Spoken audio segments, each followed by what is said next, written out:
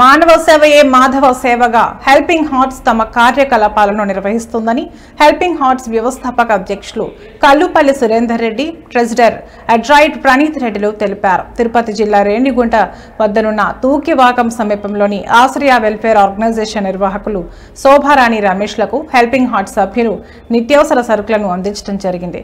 ఈ సందర్భంగా helping hearts వ్యవస్థాపక అధ్యక్షులు మాట్లాడుతూ తమ హెల్పింగ్ హార్ట్స్ సభ్యుల సహకారంతో ఈ కార్యక్రమాలను నిర్వహిస్తున్నామని, ఇకపై ప్రతి నెల 10వ తేదీ అనాథ ఆశ్రమాలు, వృద్ధాశ్రమాలు, ప్రత్యేక పునరావాస కేంద్రాలు, ఆసుపత్రులు వంటి చోట్ల తమ హెల్పింగ్ హార్ట్స్ అక్కడి వారికి అవసరమైన వాటిని అందజేస్తామని తెలిపారు.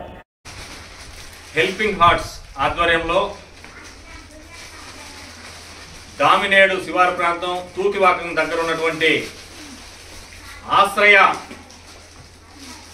ఆశ్రమంలో ఈరోజు మా హెల్పింగ్ హార్ట్స్ ఆధ్వర్యంలో సరుకులను వితరణ చేయడం జరిగింది. హెల్పింగ్ హార్ట్స్ ఆధ్వర్యంలో గత కొన్ని సంవత్సరాల నుంచి అనేక ఆశ్రమాలు, వృద్ధాశ్రమాలు, వికలాంగుల మానసిక కేంద్రాల్లో వారికి కావలసినటువంటి వస్తువులను హెల్పింగ్ హార్ట్స్ సభ్యులు అందరూ కలిసి వితరణ చేయడం జరుగుతుంది. మానవ సేవయే మాధవ సేవ అనే నినాదంతో ఈరోజు